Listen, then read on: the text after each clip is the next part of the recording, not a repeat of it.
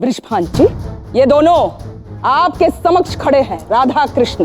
पूछिए इनसे, कहाँ है इनके मित्र?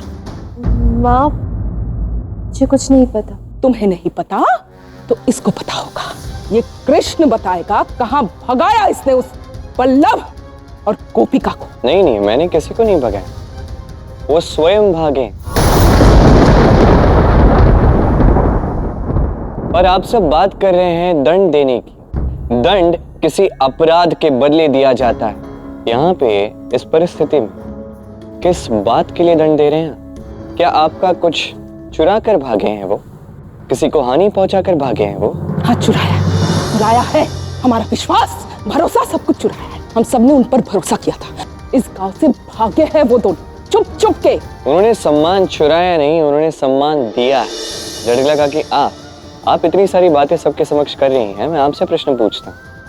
गोपिका आपके घर रह रही थी, आप हमें बताइए, क्या गोपिका ने आपके घर का सारा काम नहीं किया?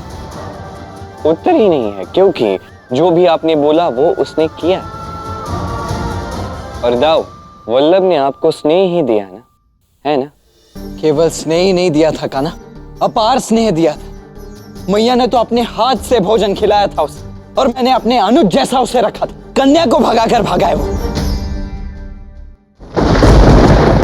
दाऊ, इसका अर्थ ये नहीं है कि वल्लभ माँ के स्नेह को समझ नहीं पाया, भाई के स्नेह को समझ नहीं पाया। मैं वल्लभ को भली भांति जानता हूँ।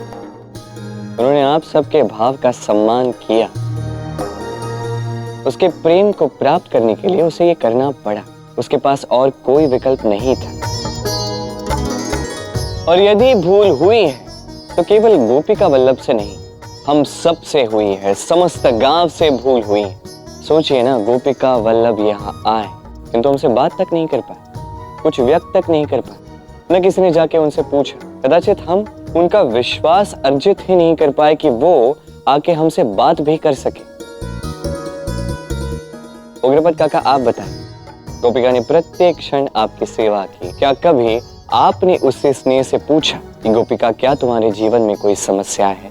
क्या किसी दुविधा से तुम जूझ रही?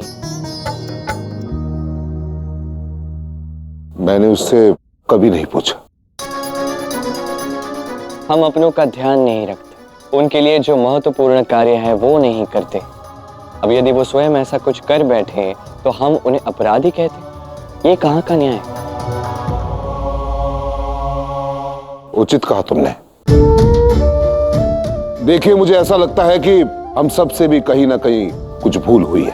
हाँ उग्रपद काका, आप उचित कह रहे हैं। मैंने भी कान्हा वल्लभ को सदैव कार्य के लिए ही पूछा। इतना निर्दयी कैसे हो गया मैं?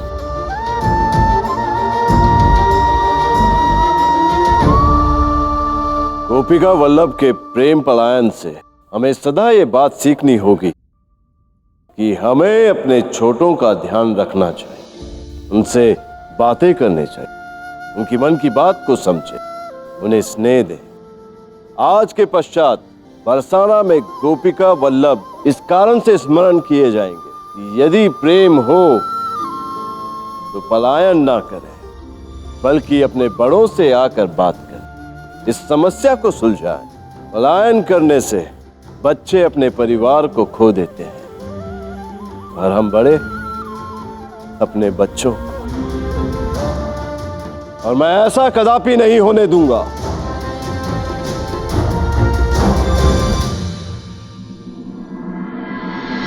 आओ मसान, आओ। तुम पहले कैसा सुनो, जिसने ना केवल मेरा कार्य किया है, अभी तो जीवित भी लौटे हो। क्या देखा है तुमने उस कृष्ण के भविष्य में?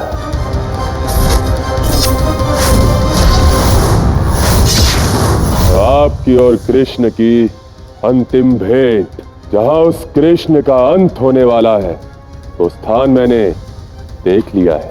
शीघ्र बताओ मुझे, कौन सा स्थान है वो? अखाड़ा।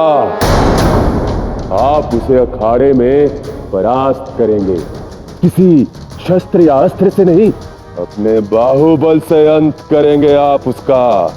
तभी मैं आज तक हारता रहा, क्योंकि यदि उस कृष्ण का भविष्य ये है कि अखाड़े में मेरे बाहुबल से मरेगा तो उसे कोई भी अस्त्र शस्त्र नहीं मार सकता है। बहुत बड़ी भूल हुई मुझसे, किंतु मैं अब इस भूल को ठीक करूंगा। पृथ्वी के सबसे बड़े मल्लयुद्ध का आयोजन करो, इसमें मैं महाबली कंस उस कृष्ण के सामने अखाड़े में उतरूंगा और उसका अंत करूंगा मैं। कृष्ण, तुमने तो वल्लभ और गोपिका को तो अमर ही कर दिया। नहीं नहीं, मैंने नहीं, हमने किया। किंतु बलराम दाऊ तो बहुत ही क्रोधित हो गए थे। इतने दिन साथ रहा वल्लभ, इतना स्नेह दिया बलराम दाऊ को। क्योंकि दाऊ को मैया से, कान्हा से अधिक स्नेह है ना। दाऊ को लगा कि वल्लभ ने मैया की ममता का, कृष्ण की मित्रता का अनुचित लाभ उठाया, तभी तो हमारे भोले दाऊ इतने क्रोधित हो गए। तो बताओ, क्या है तुम्हारा निष्कर्ष? दाऊ प्रेम को कितना समझते हैं? बिल्कुल भी नहीं। अन्यथा दो प्रेमियों के एक होने से किसी को क्रोध आए तो वो तो अनुचित ही है ना। तो यदि वो प्रेम नहीं समझते तो हम दोनों समझाते हैं। करना तो यही हो। अर्थात कहना क्या चाहते हो? सुनो, देखो अभी क्या होगा।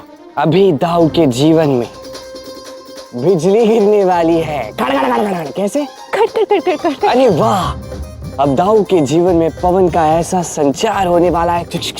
कैसे? वाह, अब दाऊ के जीवन में इतना बड़ा पर्वत गिरने वाला है। धड़ाम। कैसे? धड़ाम। बहुत अच्छे।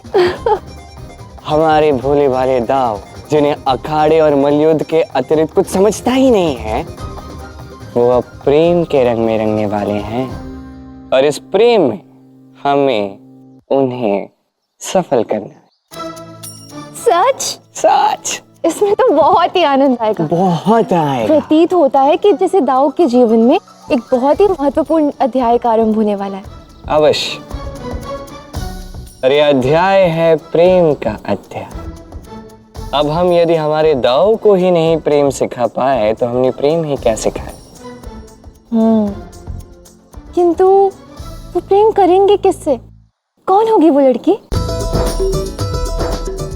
मैं क्यों बताऊं जब तुम स्वयं देख सकती हो। कल देख लेना स्वयं अपने इन दो नेत्रों से।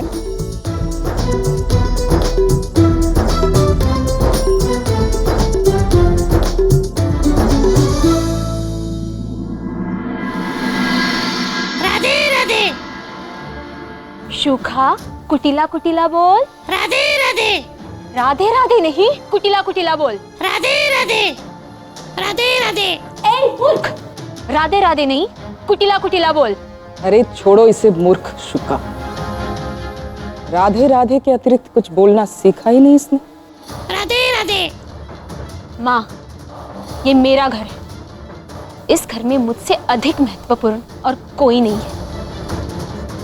तो यदि इस सूखा को इस घर में रहना है तो इसे मेरा नाम लेना होगा, राधा का नहीं। बोल कुटिला कुटिला बोल। राधे राधे। राधे राधे। राधे राधे। राधे राधे। जाने दे पुत्री, इसकी जीवा से राधा राधा के अतिरिक्त कुछ और निकलेगा ही नहीं। मैं इसकी जीवा को जला लूंगी। मिर्ची खाता है ना ये, इसे इतनी मिर्चियां खिला लूंगी कि कभी कुछ बोल ही नहीं पाएगा। राधे राधे।